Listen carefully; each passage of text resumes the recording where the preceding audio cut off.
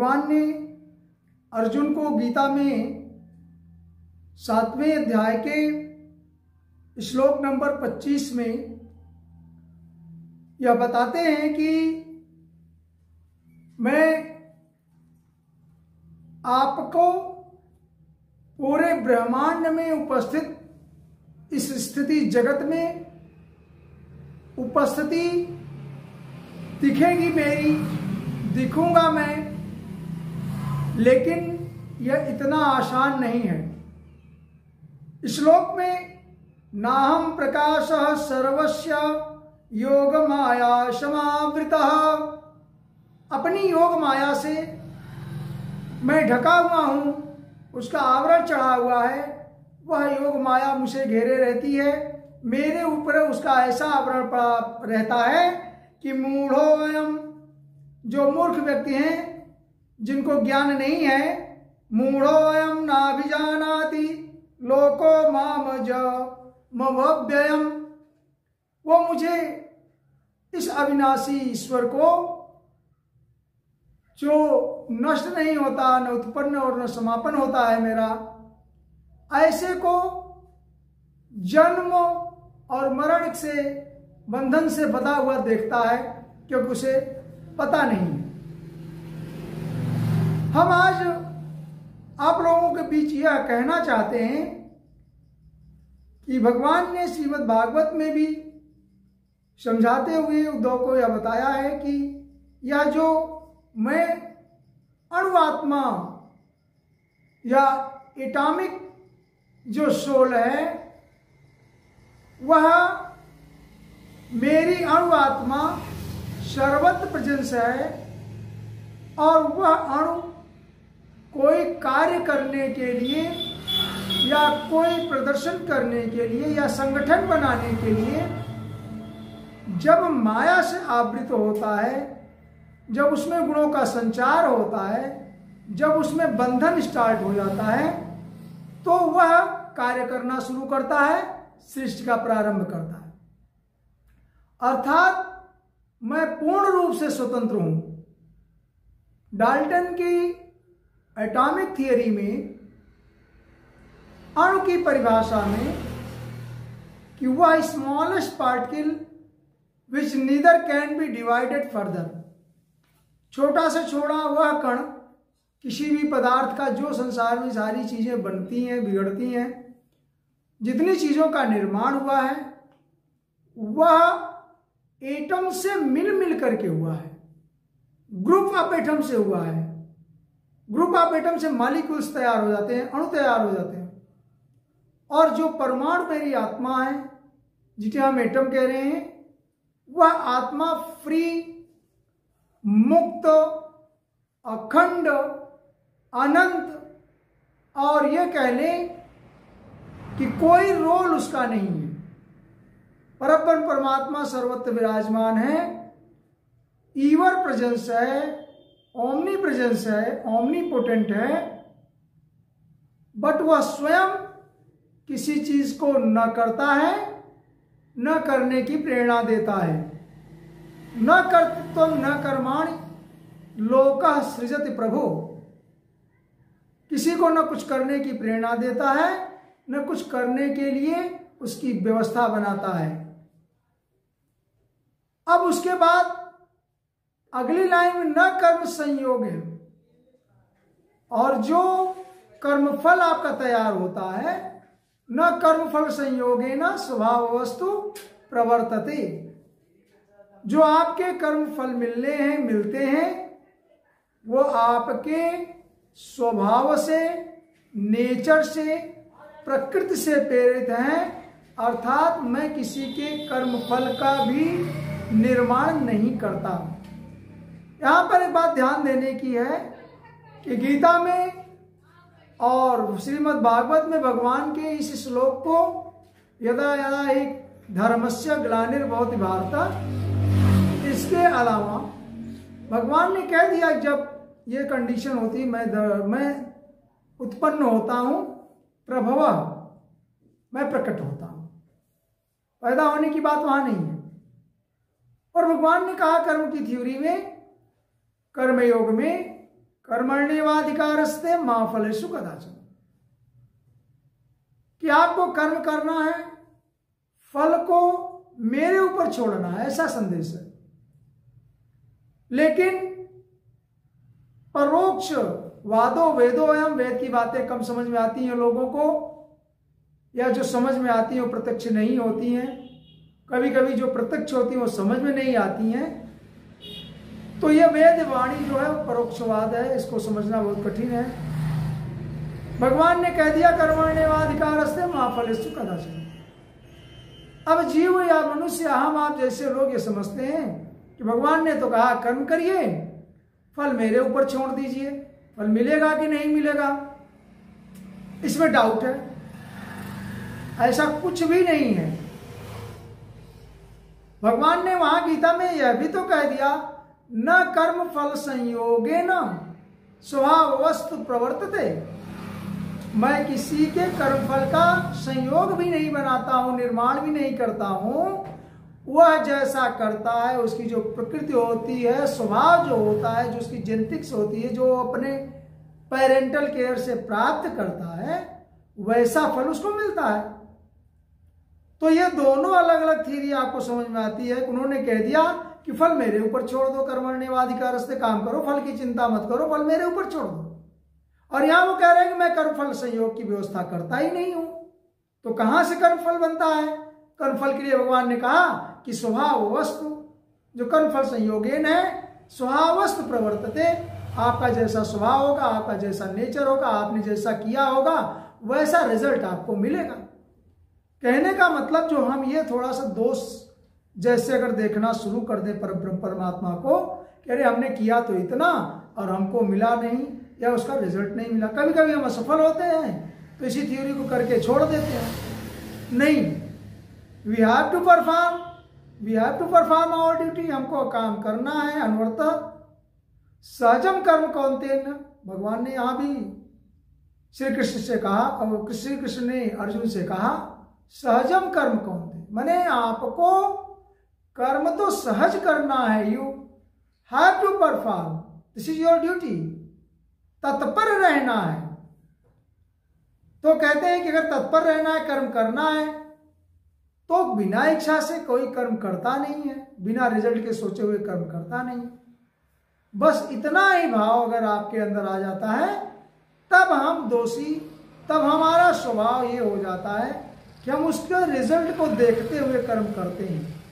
ऐसा कर्म नहीं करते जैसा सनातन आदेश देती है।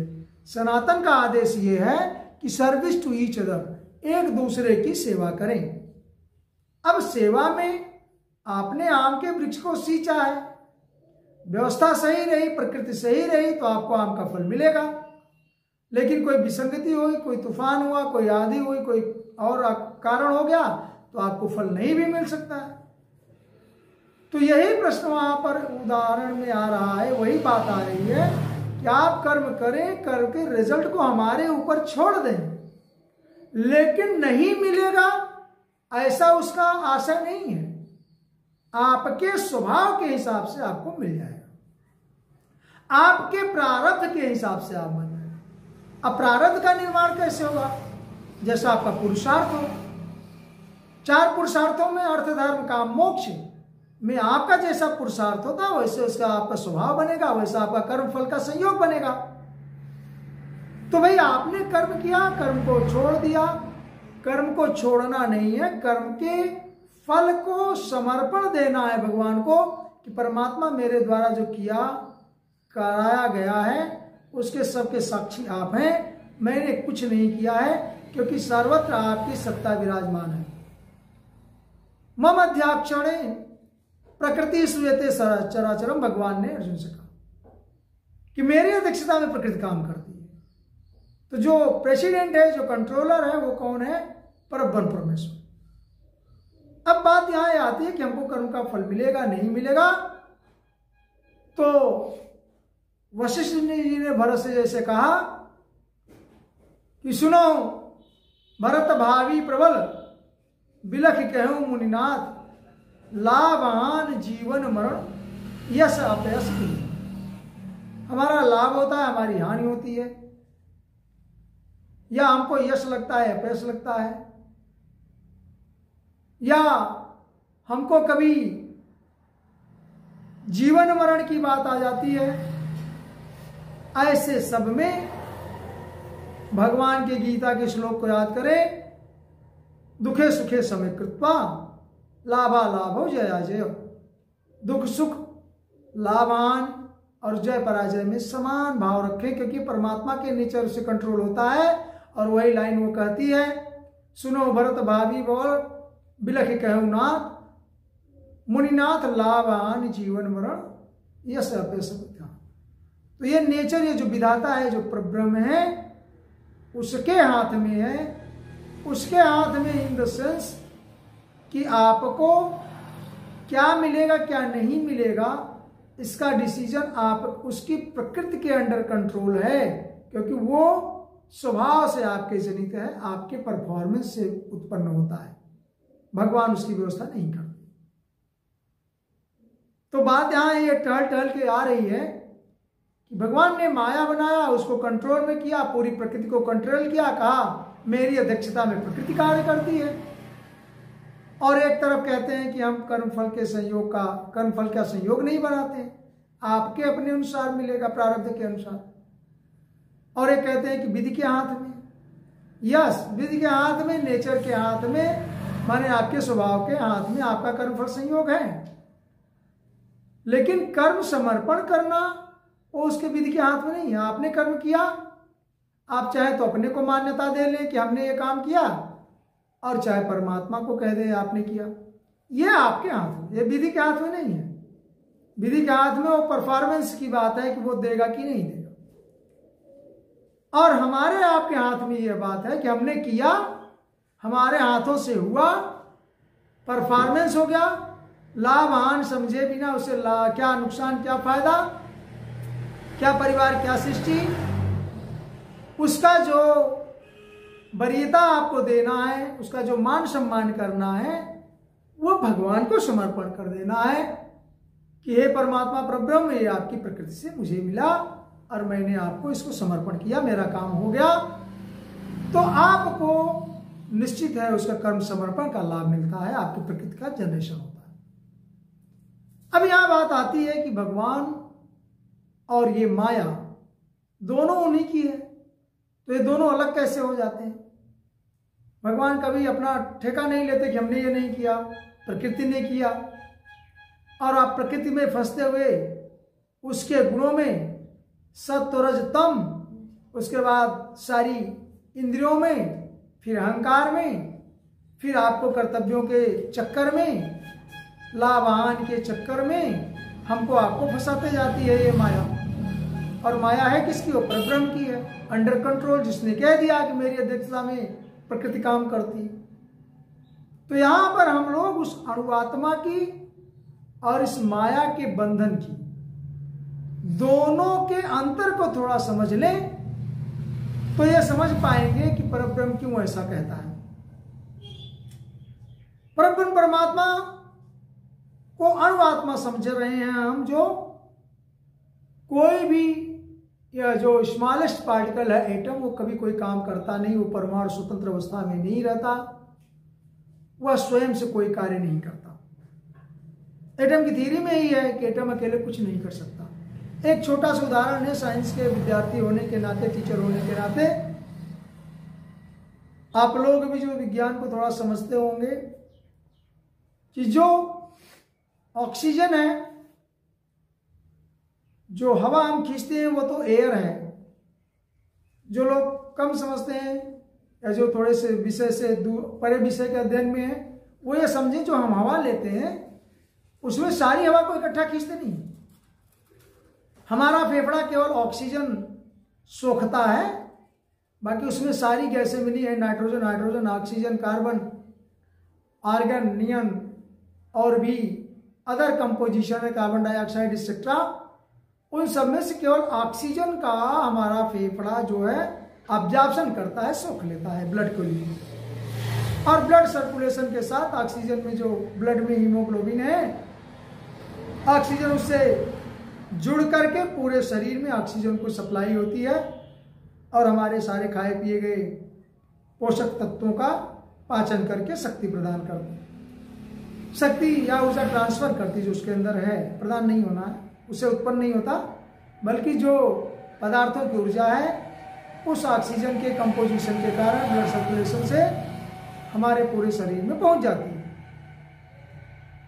तो बात यह आती है कि उसमें जो ऑक्सीजन है वो उसे हम हवा नॉर्मल वे में कहते हैं एयर, लेकिन वो जो ऑक्सीजन हम सांस लेते हैं वो डाई एटम है, दो अणुओं से मिलकर के बना है। ऑक्सीजन एक सिंबल होता है O, और जब दो ऑक्सीजन, एक हाथ में समझिए एक ऑक्सीजन लिया है, दो हाथ में दूसरा ऑक्सीजन, और जब हम दोनों को इकट्ठा जोड़ देंगे केमिकल एनर्जी से, बंधन से, बॉन्ड से, इलेक्ट्रॉनों के संबंध से जब वो टाइट बॉन्डिंग बन जाएगी तो ये जो बंधन होगा वो ऑक्सीजन गैस होगी, और उस ऑक्सीजन गैस को हम खींचते हैं सांस के द्वारा। अकेले जो ऑक्सीजन था जो बंधन में नहीं था उसको हम खींच के कोई काम नहीं कर पाएंगे, या उससे हमारा सांस का जो वर्क है रेस्पिरेशन का वो पूर्ण नहीं होगा, उससे अंदर में ऊर्जा का ट्रांसमिशन नहीं होगा, उससे कोई कार्य नहीं होगा। कार्य कब होगा? कार्य तब होगा जब वो अणु जुड़ करके, परमाणु से जुड़ करके जो अणु मॉलिक्यूल तैयार होगा। एटम और मॉलिक्यूल में इतना अंतर है, वो परमाणु सिंगल अवस्था में है, और जब ये अणु इकट्ठे हो जाते हैं इसको मॉलिक्यूल इंग्लिश में कहते हैं, हिंदी में इसको अणु कहते हैं। लेकिन जब वो ओटी बन जाएगा, जब एक या एक से अधिक परमाणु मिल जाएंगे तो किसी भी गैस की या पदार्थ की रचना निर्माण होगा, और ये तब होगा जब आपको बॉन्डिंग एनर्जी मिलेगी, जब उसके इलेक्ट्रॉन शेयर करेंगे या ट्रांसफर करेंगे। ये जब बंधन बनेगा तब काम शुरू होगा, आपका वर्क होना शुरू होगा, माने आप सांस लेना शुरू कर देंगे, या आप वही और जो भी संगठन संसार का बना है, पत्थर, पहाड़, सामान, जो भी चीज आप देखते हैं, शरीर, दांत, खून, जितनी भी चीजों का निर्माण हुआ है, उसके लिए अणुओं को या परमाणुओं को, एटम्स को बॉन्डिंग करनी पड़ती है, बांधन करना पड़ता है। और क्लियर करें कि इसी बंधन को, इसी बॉन्डिंग एनर्जी को, इसी शक्ति को परमात्मा के द्वारा प्रदान करके माया का रचन निर्माण किया गया, उसी को बंधन कहते हैं। यह जो बॉन्डिंग है इसी को माया का बंधन कहते हैं।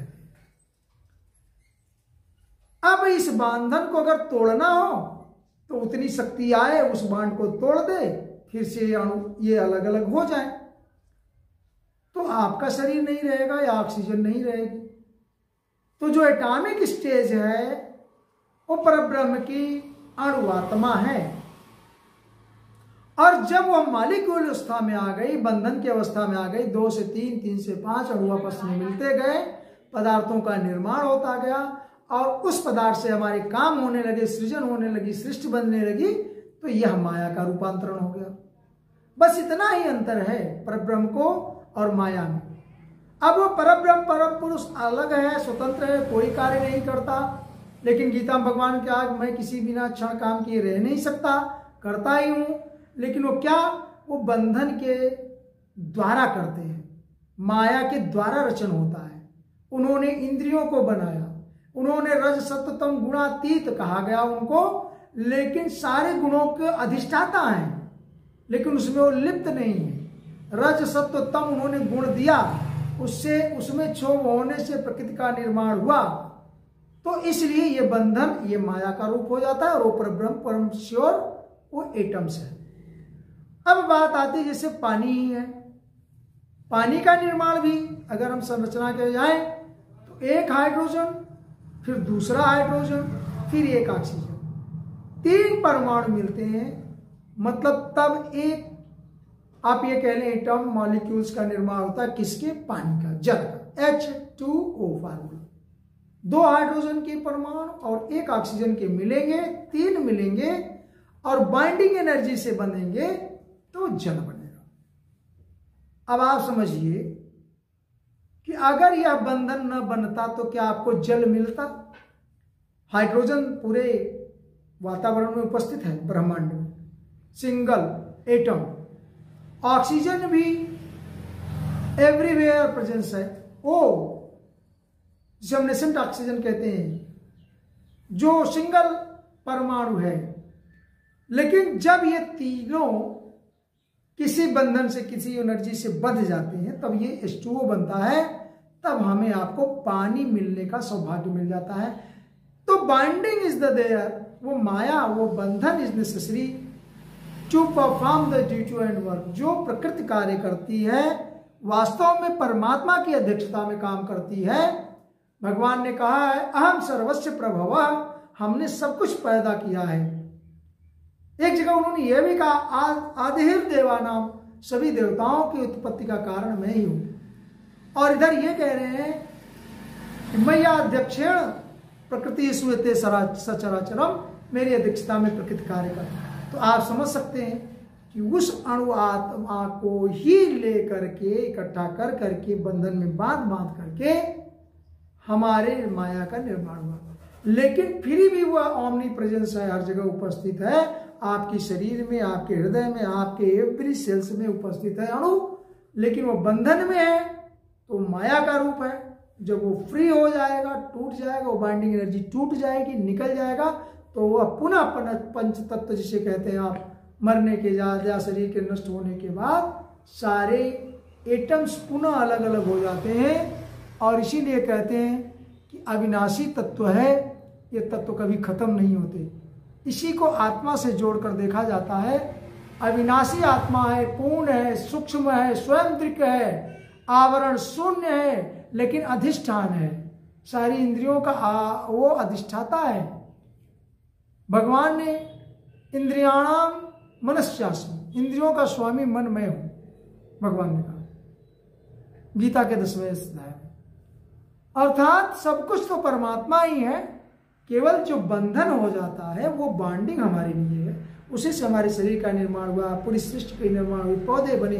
तो अब आप समझ सकते हो कि भगवान ने प्रवृत्ति बनाई, प्रवृत्तिश्च निवृत्तिश्च नियता शास्त्र। यह प्रवृत्ति का निर्माण, प्रकृति का निर्माण, यह माया का रूप है। इसी से संसार चलता है। इसी संसार में हमें आपको शरीर मिला है और इस शरीर से हमको उसी अणुआत्मा के बारे में निरंतर चिंतन, मनन और कर्म करना है। इसीलिए अपने स्वभाव को ऐसा बना ले कि भगवान ने जो कहा, न कर्तृत्वम न कर्माणि लोकः सृजति प्रभो न कर्म फल संयोगे न स्वभाव वस्तु प्रवृत्ति। तो आपका स्वभाव, आपकी प्रकृति ऐसी बने, आपका पुरुषार्थ ऐसा बने कि आपको उसके शरण में शरण मिले, भक्ति मिले, मोक्ष मिले, या आपका कीर्ति बढ़े।